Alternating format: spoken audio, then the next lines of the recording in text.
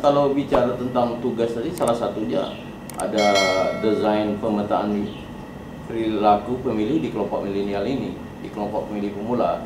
Nah, ini kan perlu satu diskusi bersama gitu ya. Kalau kita di Bapilu, paling-paling kita merancang pada riset atau survei yang gitu. Tapi nanti hasil survei atau riset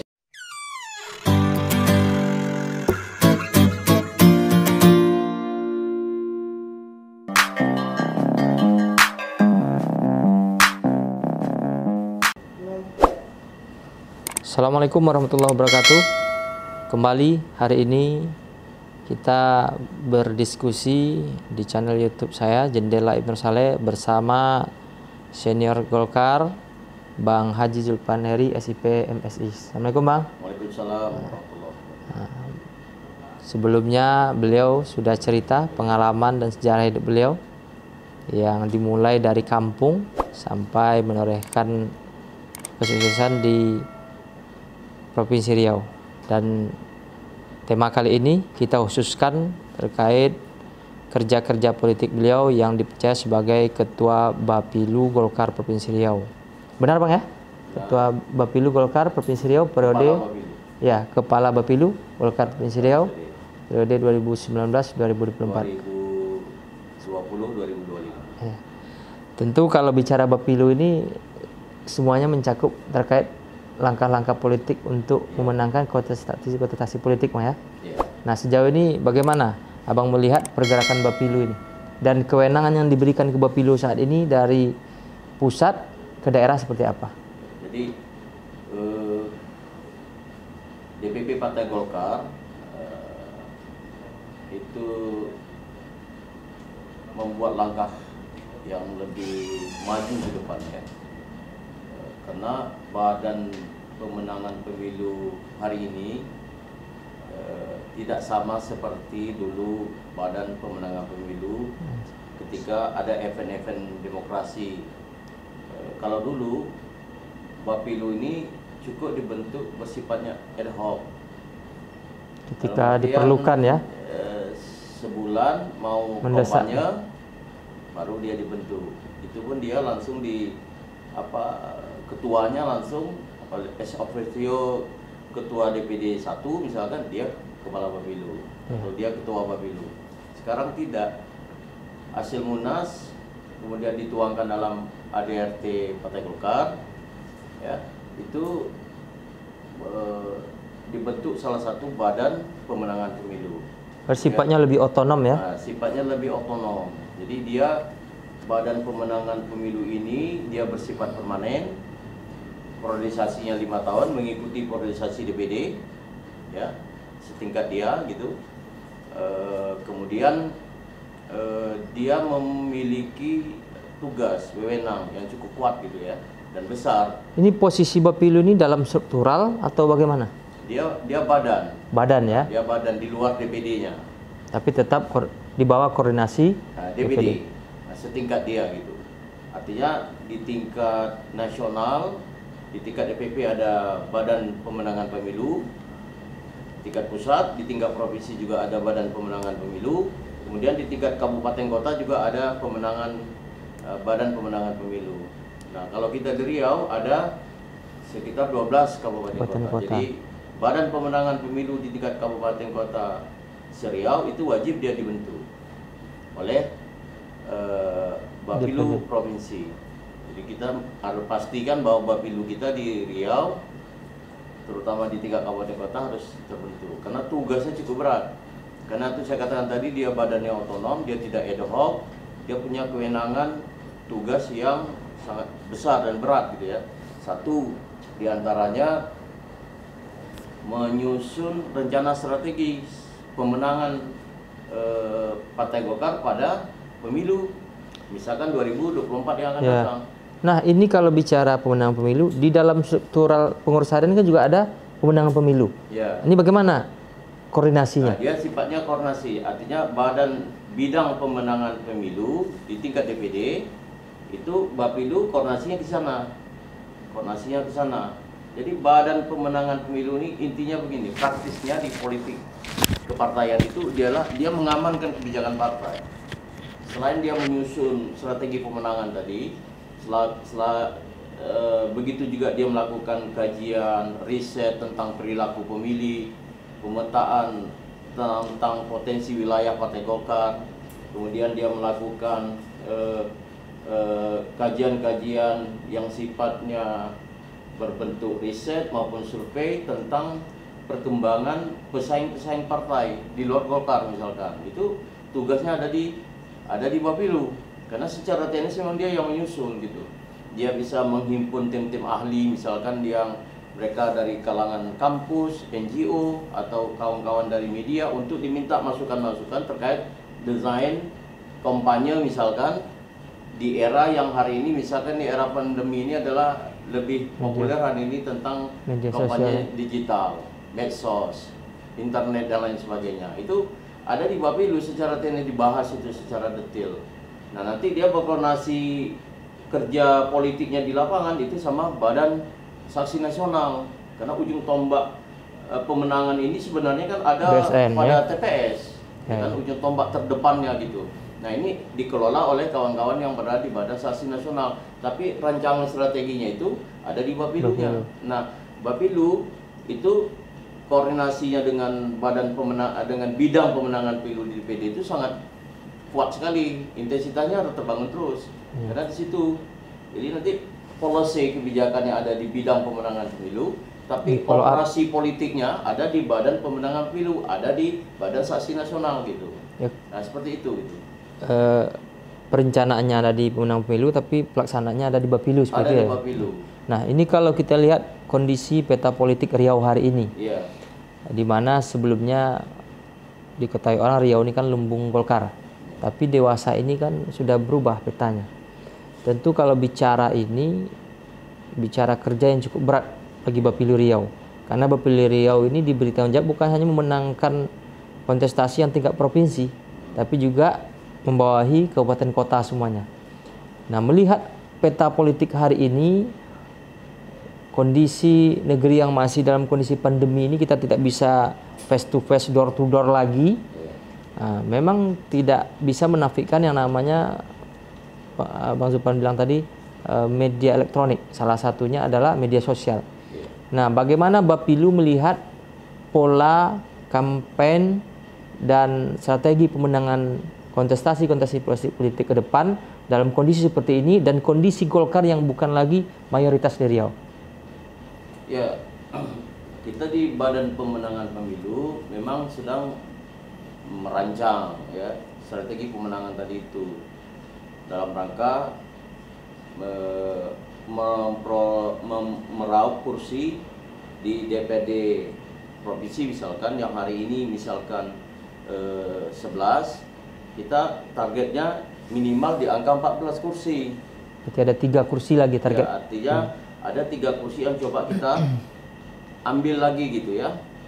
Kita sudah susun wilayah-wilayah mana saja yang harus kita rebut kembali, yang selama ini di hasil pemilu 2019 yang lalu, pileg yang lalu, itu kita sudah tahu kabupaten kota, dapil yang kita anggap lemah di sana gitu, diambil oleh partai lain. Nah, itu misalkan contoh ada di Siak Pelalawan, kita dapat kursi di Pelalawan, tapi kita hilang kursi di Siak. Dulu kita 2 kursi. Nah, kita akan kembalikan kursi itu menjadi 2 kursi kembali. Nah, untuk sampai ke wilayah itu, ke kerja politik itu harus ada langkah-langkahnya. Nah, desain-desain itu sedang kita rancang. Nah, artinya begini, saya ingin mengatakan bahwa strategi pemenangannya kan ada satu pola darat, kampanye strategi pemenangan pola darat, satu lagi strategi kampanye pemenangan pola udara. Nah, ini yang lagi sedang ramai. Artinya media kampanye digital hari ini menjadi sebuah tren politik yang menarik, yang ditekuni oleh emak-emak, ya, oleh anak-anak muda, oleh pemilih-pemilih pemula, oleh kaum milenial gitu loh. Ini yang akan menjadi fokus kerja politik, salah satunya Badan Pemenangan Pemilu. Ini yang kita supli nanti ke kawan-kawan yang kita tugasi. terutama misalkan dia menjadi fungsionaris nanti, cikal bakal yang mereka akan menjadi calon legislatif pada semua tingkatan, baik mereka yang di DPR RI, di Dapil Riau 1, Riau 2, mereka yang berada di DPRD, yang maju di DPRD provinsi, yang ada 8 daerah pemilihan, maupun nanti kawan-kawan yang berada di DPD kabupaten kota dengan dapil kecamatannya masing-masing. Nah, ini ada desain yang mau kita siapkan gitu ya. Sebelum nanti penetapan fungsionaris itu, inventarisasi fungsionaris itu, kita sudah konsultasi sama DPP, sama Badan Pemenangan Pemilu Partai Golkar di Jakarta seminggu yang lalu. Itu memang diharapkan harus dibuat bedah dapil gitu. Jadi bedah dapil itu baik apakah nanti dirancang dalam bentuk workshop atau dalam bentuk diskusi politik gitu ya, di 12 kabupaten kota. Bedah dapil itu nanti terkait dengan bagaimana peta perkembangan di DPR RI, di 2 dapil itu, Dapil Riau 1, Riau 2, maupun nanti DPRD provinsi, kabupaten kota. Kita bedah dapil, kita mau tengok, kita mau sorot secara objektif tentang kekuatan dan kelemahan dari Partai Golkar terhadap hasil Pileg 2019 yang lalu. Jadi itu menjadi salah satu referensi kita. Ya, kita lihat juga nanti hasil pilkada di 2017, kita lihat juga hasil pilkada Pilgub 2018. Kita bisa juga referensi nanti pada hasil Pileg 2019. Nah, jadi kemudian hasil pilkada serentak 2020 itu semuanya menjadi referensi-referensi politik yang harus kita bedah bersama-sama, kita diskusi bersama-sama. Misalkan hasil Pileg 2019 menyatakan bahwa si A maju menjadi caleg, apakah dia di provinsi, misalkan DPRD provinsi, di sebuah dapilnya di salah satu kabupaten atau kota, tapi perolehan suaranya sangat tak signifikan gitu, tapi setiap pemilu dia maju terus gitu. Nah, tokoh atau sang caleg yang demikian atau fungsionaris yang demikian mungkin perlu kita evaluasi. Kita cari tokoh baru gitu, kita cari orang yang siap untuk berperang dalam perebutan kursi di DPR nanti gitu. Artinya terbuka ruang bagi rekrutmen calon untuk fungsionaris yang jika bakal menjadi caleg tadi itu dari orang-orang di luar yang tadi dia sudah sering pada setiap event demokrasi 5 tahun sekali dia maju terus, tapi suara yang dia peroleh tak signifikan, sangat tak mendongkrak bagi perebutan kursi di dapil yang kita tunjuk gitu. Langganan calon tapi tidak langganan suara ya. Nah, itu dia. Itu. Jadi itu harus menjadi evaluasi kita. Termasuk faktor-faktor lain yang juga harus kita lihat gitu. Jadi bedah dapil ke depan yang ingin kita gelar ini adalah ingin menengok secara lebih objektif tentang kekuatan dan kelemahan-kelemahan kita. Dari situ baru kita bisa membuat langkah-langkah, baru bisa membuat rekomendasi, ya, baru bisa kita buat survei, ya. Apalagi kalau survei nanti kita buat, kita rekomendasi dari Bapilu kepada Ketua DPD 1 Pak Samsuar nanti misalkan, kita minta tengok betul gitu kan, sehingga nanti kita pada ini kan waktu cukup panjang gitu ya, sehingga nanti pada waktunya kita sudah bisa menginventarisasi yang mereka tadi jadi fungsionaris ini bisa datang di luar yang anggota dewan yang hari ini menjadi anggota dewan, di luar itu juga kita rekrut yang mereka juga bergabung semua di situ, karena syaratnya standarnya 200% itu, maka nanti kita akan tengok perkembangan, ada matrik evaluasi kinerja terhadap fungsionaris. Kemudian nanti kita akan bisa menginventarisasi sudah mendekati hari H, sebelum masuk kepada daftar calon sementara itu ada namanya nanti inventarisasi tentang fungsionaris yang potensial yang jika bakal menjadi calon anggota legislatif definitif gitu. Jadi dari daftar calon sementara menjadi daftar calon tetap dia gitu. Nah, jadi dia yang nanti betul-betul target 14 kursi itu orangnya sudah nampak di kita. Sudah pasti gitu. Jadi ini menarik ini.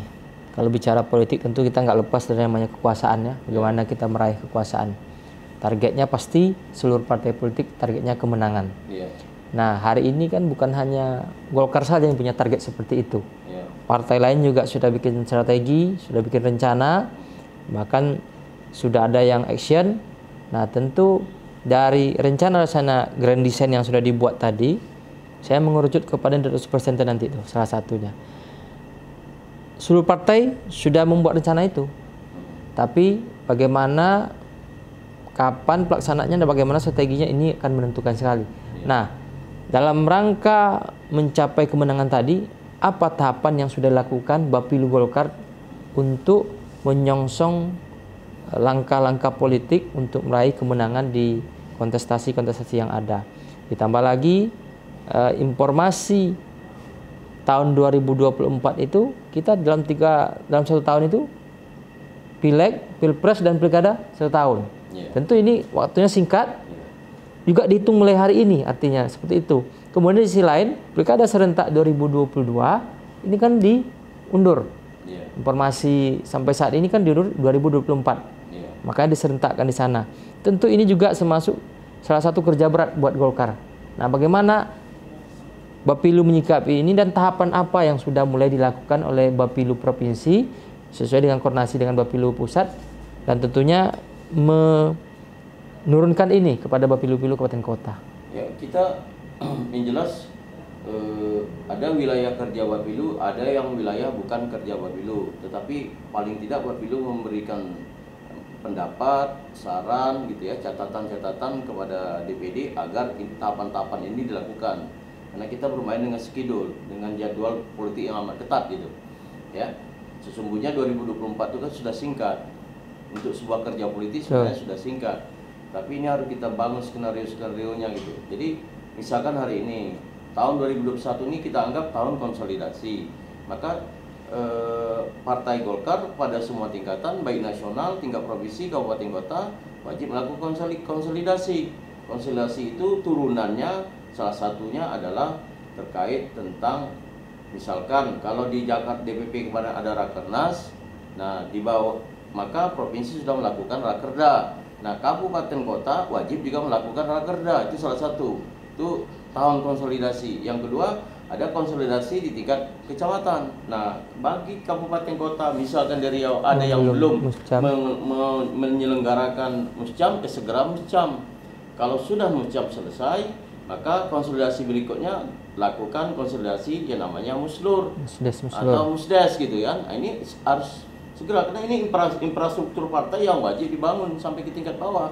Nanti terakhir baru kita bicara TPS, kita bicara pokar gitu kan, kita bicara pelatihan atau diklat training terkait misalkan karakter des atau tentang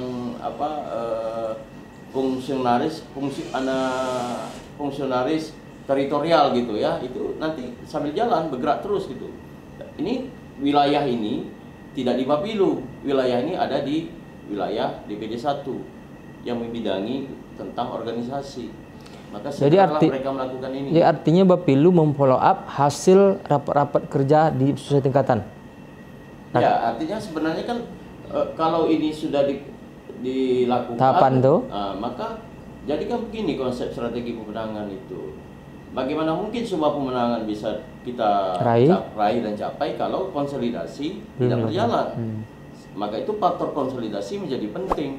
Dia salah satu variabel untuk memicu pemenangan tadi itu. Nah itu yang harus kita lakukan. Nah kalau di internal Badan Pemenangan Pemilu, kita kan turunannya tadi dari bidang pemenangan pemilu. Nah maka kita kan tahapan kita adalah konsolidasi internalnya, artinya Bapilu pastikan bidang pemenangan pemilu atau Bapilu itu di 12 kabupaten kota sudah terbentuk.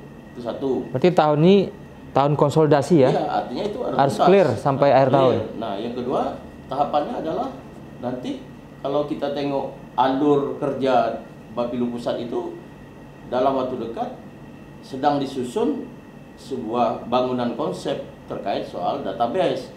Ini yang juga kita sedang susun di Bapilu bersama bidang pemenang pemilu bersama Bapilu gitu loh.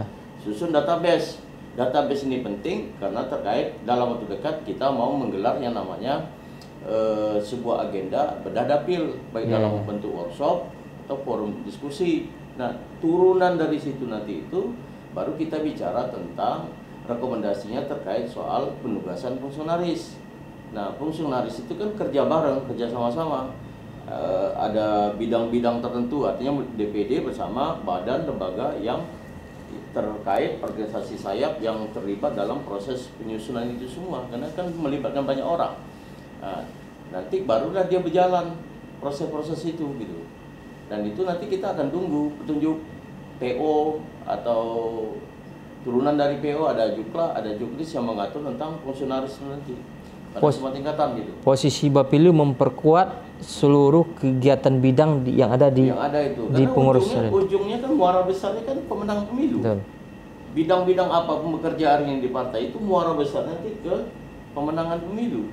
Nah, di situ Bapilu, bidang pemenangan pemilu bersama Bapilu, bersama BSN gitu. Karena kan bidang pemenangan pemilu itu organ politiknya ada dua, satu badan pemenangan pemilu, satu badan saksi nasional. Gitu ya. Bapilu dan BSN dewasa ini, karena salah satu kita bicara database tadi, kadang database ini kan termasuk faktor yang sangat menentukan dalam membuat strategi pemenangan. Salah perhitungan tentu bisa salah aksi ya. Nah, ditambah lagi kondisi pandemi ini kan tidak bisa kita pastikan 2024 tuh hilang. Nah, tentu Bapilu sudah punya strategi sendiri.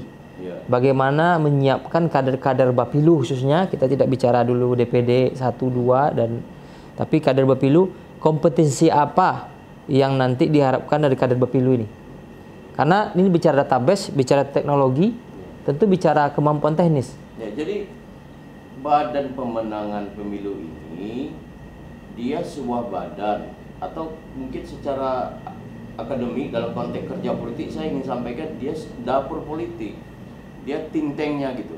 Dia lebih banyak bicara pada dataran konseptual, pada dataran intelektualnya gitu. Nah, dia nanti akan menyusun itu sampai pada turunan aksi gitu. Nah, operasi politiknya itu baru sama-sama digarap secara bersama-sama. Itu bisa dilakukan oleh KPPG, oleh AMPG, oleh organisasi pendiri dan yang didirikan, oleh kawan-kawan yang bergerak di bidang-bidang yang lain gitu.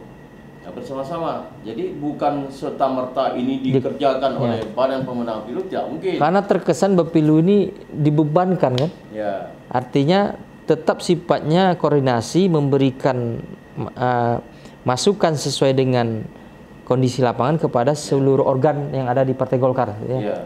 Jadi nanti dia lebih, kita sebenarnya lebih banyak menunggu agenda-agenda nasional gitu ya. Jadi kalau nanti ada rakornis bidang pemenang pemilu, nah maka kita nanti di daerah juga melakukan agenda-agenda yang sama. Nah, ketika provinsi sudah selesai, kita akan turunkan di tingkat kabupaten kota. Nah, yang paling penting hari ini dalam situasi pandemi hari ini adalah kita kan harus merubah strategi kampanyenya. Strategi pemenangannya kan salah satunya kan itemnya kampanye. Nah, ini kan harus kita rubah, nggak bisa lagi polanya pola konvensional. Nah, bagaimana di satu campaign tapi ditengok oleh orang ramai. Sebuah aktivitas politik berjalan di sebuah kampung atau di sebuah desa atau di sebuah dusun, RT RW, tapi seluruh wilayah provinsi bisa melihat itu gitu.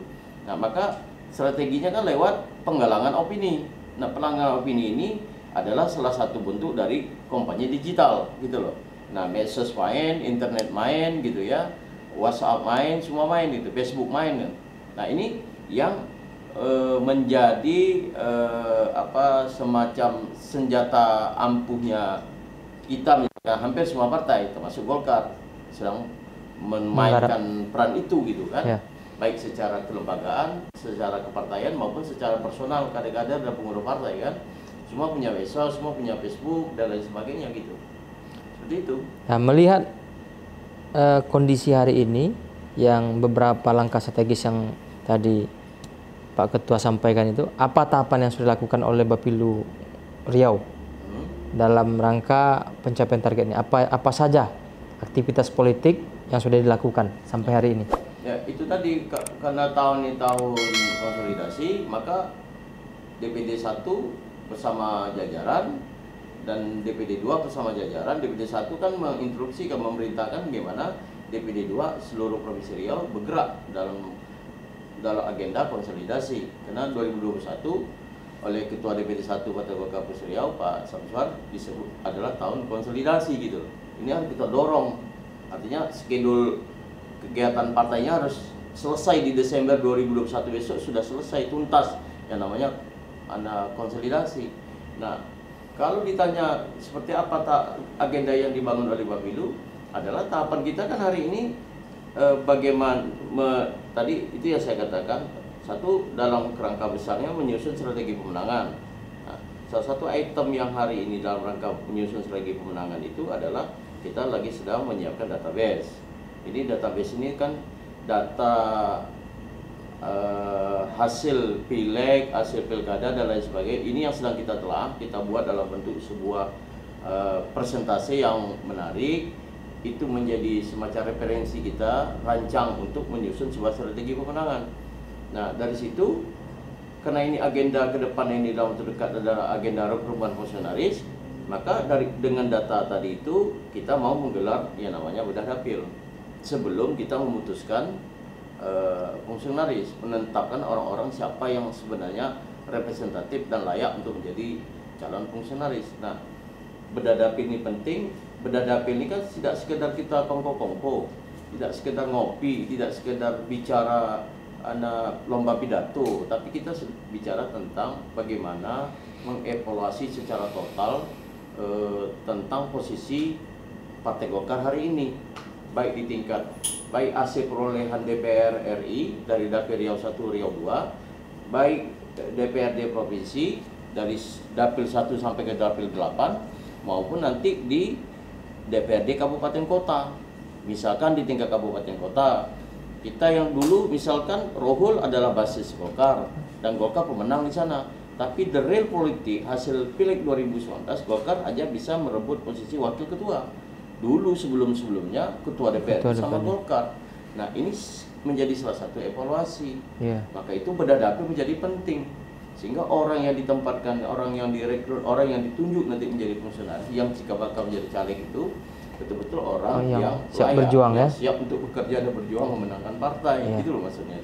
Tadi Pak Ketua menyampaikan rencana target 200% penyusunan komposisi caleg sebelum penetapan artinya. Nah, langkah ini apakah sudah dinilai tepat atau bagaimana? Sebab bisa jadi ketika nanti 200% komposisi caleg ini sudah bergerak, sedangkan begitu mendekati waktu kontestasi pasti ada 100% yang tereliminir. Apakah sudah dipertimbangkan risiko ini? Sebab bisa jadi ini menjadi berkah, tapi jangan salah bisa juga menjadi petaka. Ditambah di sisi lain hasil pilkada serentak yang lalu itu cuma 2 tempat Golkar yang bisa meraih kemenangan. Nah, ini bagaimana menurut Pak Ketua ini? Jadi nanti kita dapat masukan-masukan juga dari kawan-kawan. Di Rakerda kemarin juga dapat masukan. Artinya ada yang setuju dengan konsep 200% itu, ada yang juga belum sependapat dengan konsep 200% itu. Tapi nanti ini sambil jalan kita coba diskusikan lagi lah ya dengan kawan-kawan, terutama di kabupaten kota gitu ya, terhadap konsep itu. Karena pertimbangannya adalah nanti bagaimana kalau konsepnya 200%, yang diminta kan hanya 100%. Ketika yang misalkan 10 orang, berarti kan 5 yang dipakai, 5 yang tereliminir ya kan. Nah, yang 5 ini gimana? Bisa-bisa nanti dia akan lompat dan pindah ke partai lain. Nah, itu juga plus minus yang sedang dipertimbangkan. Tapi pada prinsipnya adalah intinya kita coba tengok baik-baik ya, kita akan lihat baik-baik. Yang penting bagaimana konsep yang mau kita bangun ini tidak merugikan partai dan mission besar kita pemenangan itu tercapai.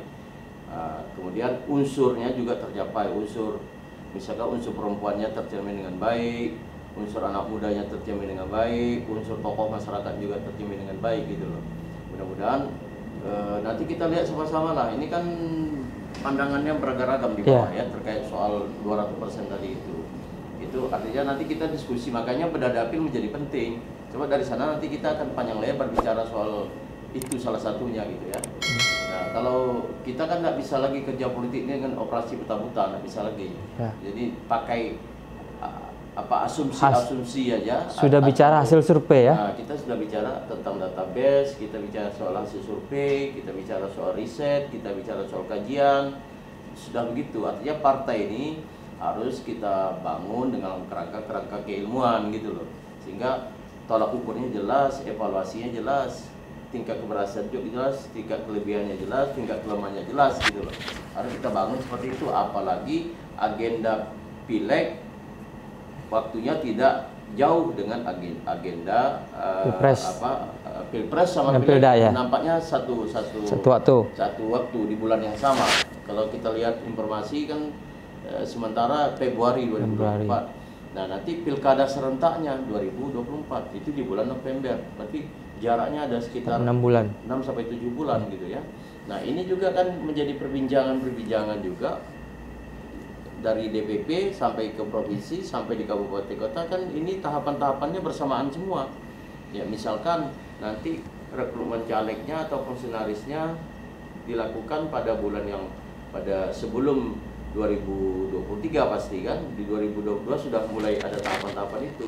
Tapi nanti ketika dia ditetapkan menjadi caleg, ya kan, dan dia maju gitu di Februari 2024 misalkan dia maju, dia terpilih, nah dia dihadapkan pelantikannya misalkan anggota DPD provinsi itu di bulan September, ya kan, sedangkan tahapan pilkadanya itu di sudah dimulai Juli gitu, ya. Juni, Juli, Agustus sudah mulai. Jadi ini kan dihadapkan pada pilihan-pilihan kawan-kawan yang nanti apakah dia serius maju di caleg atau dia lagi memilih pada pilkada.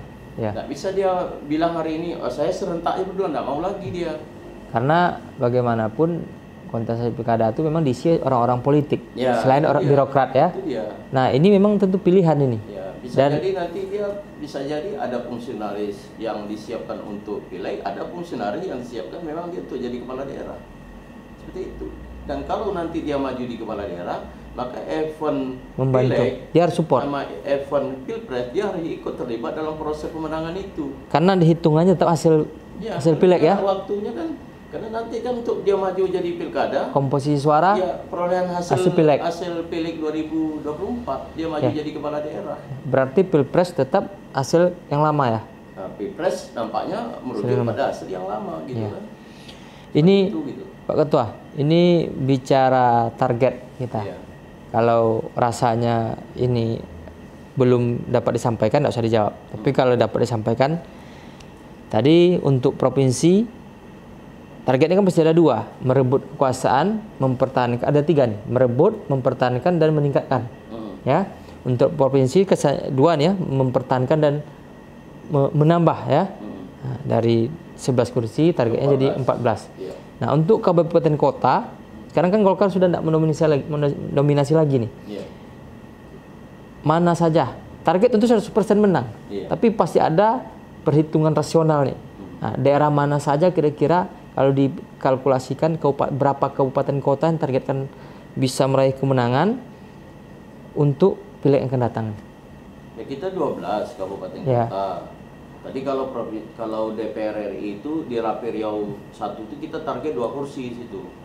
Karena selama ini kita 1 kursi, harus kita dorong menjadi 2 kursi. Termasuk juga di Riau 2. Sebelumnya 2 kursi ya. Ya, harus kita dorong juga 2 kursi. Kalau lihat perkembangan informasi yang saya terima selaku kepala Bapilu, banyak kader-kader yang mau muncul di Riau 1 maupun di Riau 2 gitu ya. Kemudian di DPRD provinsi dari sebelah kita target minimal di angka 14 kursi gitu. Nah, untuk 12 kabupaten kota kita lihat saja, misalkan kita ambil peta dulu dari Indragiri Hill. Ya, dari ini kan basis kuat, 9 kursi. Saat ini masih penguasa ya, Golkar. Ini tetap dijaga.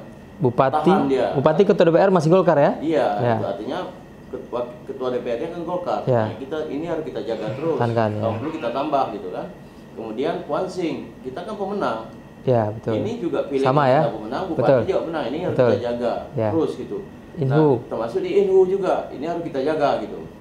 Harus kita jaga, kita kawal habis, jangan sampai dia turun kursinya. Nah, kemudian di Pelelawan. Nah, Pelelawan ini kan kita sudah setengah bukan kita setengah kita gitu kan. Legislatif kita menguasai, Ya. eksekutif setengah di kita ya. Itu dia. Ini kita harapkan nanti dengan posisi kader kita yang hari ini jadi wakil bupati, Adinda Nazar, ya, diharapkan bisa mendorong dan mendongkrak suara Golkar agar di pileg nanti 2024 kita bisa jadi pemenang terus. Ya kan? Dan kawan-kawan di sana sudah tahu lah, ya kan, pesaing-pesaing kita ke depan gitu. Nah, kemudian di Sia ini kita anak eksekutifnya tidak sama kita, tapi kan pilegnya sama kita. Nah, kita berharap kita kawal habis. Ini kita jaga betul. Ini kan ada 8 kursi kita. Nah, agar 2024 kita tetap jadi pemenang. Kemudian kita lihat lagi Bengkalis gitu kan. Bengkalis kita berada di posisi nomor 2. Ya kan, tapi selisih suaranya kan tak terlalu banyak. Saya dapat kabar sekitar 200 lebih gitu ya. Saya belum baca data detailnya. Ini bagaimana kita kan bersaing ketat sama PKS. Nah, mudah-mudahan kita bisa menjadi pemenang di sana gitu kan. Misalkan dari 8 kursi menjadi 10 kursi. Ya kan, maka komunikasi politik harus kita bangun terus gitu kan. Konsolidasi harus terbangun dengan baik di sana gitu.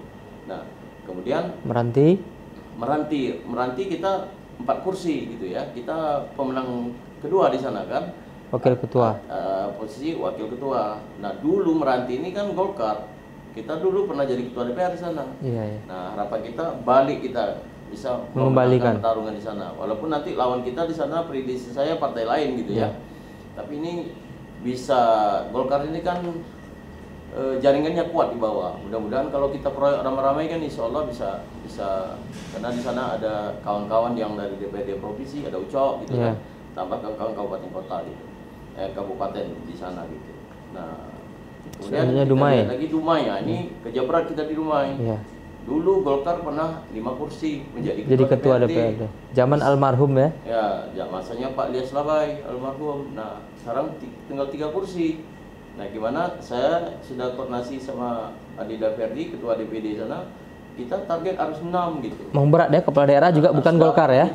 Apalagi kepala daerah bukan dari Golkar. Target harus 6. Ketua DPD harus dari Golkar. Harus dilakukan langkah-langkah politik yang serius di sana gitu, sehingga kita bisa memenangkan. Karena kan lawan kita 2019 kemarin adalah Demokrat, ya kan. Nah, mudah-mudahan ini ke depan saya lihat lawan kita bukan Demokrat lagi. Nah, ini harus serius kita mengkonsolidasi semua pengurusan kader di sana gitu. Masuk ke Rohil. Kemudian Rohil lah sama. Ini Rohil mudah-mudahan ke depan ada perubahan peta politik. Ya kan, mudah-mudahan kita akan dorong terus ke sana gitu. Nah, kalau itu terjadi maka posisi hari ini Golkar hanya merebut di wakil ketua, bisa kita dorong kembali memimpin Golkar, karena memang Rohil basis kita partai Golkar. Eksekutif dulu pernah sama kita, legislatif apalagi. Ya kan? Kita lihat lagi di Rohul. Nah, Rohul ini basis Golkar. Ya kan, dulu memang Golkar kuat di sana. Di bupatinya Golkar dulu, kemudian DPR-nya Golkar. Nah, kita berharap bagaimana legislatifnya di pemilu 2024 yang akan datang, kita harus kerja keras untuk memenangkan pertarungan di sana. Posisi Rohul dengan Rohil yang bersama ya. Nah, ketua DPR bisa ini. Nah, yang cukup ini adalah Kampar. Nah, Kampar ini sejarahnya sini dulu Golkar. Tidak pernah. Basis jarang ditaluk oleh partai lain. Ya kan, hari ini dipegang oleh Gerindra. Ya kan? Nah, hari ini tinggal 6 kursi. Saya berharap mudah-mudahan Repol dan kawan-kawan bisa merebut menjadi 9 kursi. Paling minimal itu. Balik konsep ke konsep 2014. Ya kan? Kalau kita mau ikut konsep 2014, itu kita pernah 11 kursi. 2009 pernah 16 kursi. Ya kan? Nah, kita tidak muluk-muluk. Hari ini 6, bisa saja di angka 9 kursi sudah luar biasa. Sehingga nanti pertempuran 2024 Golkar bisa maju. Itu termasuk berat itu ya. Karena kepala daerah dan eksekutif legislatif bukan di bukan di posisi Golkar gitu. Nah, tapi insya Allah dengan semangat kuat kawan-kawan, Repol dan kawan-kawan hari ini kita ikuti terus kerja politik beliau sama kawan-kawan, masuk Adinda di dalamnya. Nah, mudah-mudahan ini bisa bisa memberikan perubahan yang cukup kuat di Kampar gitu ya. Yang terakhir kita rebut gitu ya. ini Pekanbaru nih. Tinggal Pekanbaru. Nah, Pekanbaru hasil kita pernah jadi ketua DPR, wali kota, wakil wali kota pernah Golkar, ketua DPRD Golkar terus. Tapi dalam perkembangan makin tahun kita terjadi penurunan kursi. Nah, kita berharap di 2024 ini Golkar di kota Pekanbaru tidak 4 lagi, balik ke konsep awal gitu, minimal di angka 7 sampai 8 kursi. Kalau ini bisa dilakukan oleh Golkar, berarti ada hal yang menarik karena momentumnya pilkada wali kota. Iya. Ya kan? Kalau kita bisa memenangkan pileg, maka ada peluang kita untuk maju sebagai calon wali kota. Ya kan? Kalau hari ini kan kita hanya bisa di posisi bargaining kita di wakil wali kota. Tapi dengan peluang di pileg nanti 2024 bisa naik di angka 7 kursi gitu ya. Ini sangat terbuka peluang kita untuk merebut wali kota gitu. Mudah-mudahan konsolidasi agenda-agenda politik yang saya sampaikan tadi ini bisa berjalan dengan baik di 12 kabupaten kota termasuk di Kota Pekanbaru. Gitu. Kalau dilihat komposisinya yang kerja berat, ringan atau sangat berat, ini komposisinya saya lihat 40-60% nih. 40 ini dalam posisi boleh dikatakan mempertahankan dan meningkatkan, tapi yang 60 ini memang kerja berat, merebut. Nah, tentu ini termasuk kerja berat Golkar. Salah satunya Bapilu ini ya, Pak Ketua ya. Tentu ke depan akan ada langkah-langkah strategis sesuai dengan kondisi daerah ya Pak Ketua.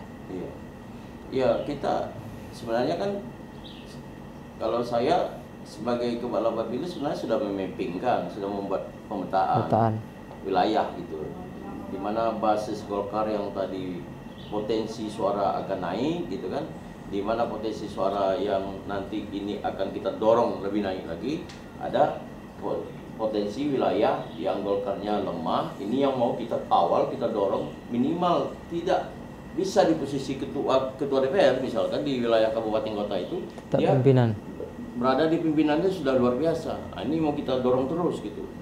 Jangan sampai dia sudah tak dapat pimpinan, makin hilanglah kursi dia lagi gitu. Ini yang berbahaya gitu kan. Nah, ini kerja-kerja politik ini tidak bisa sendiri kita di Bapilu.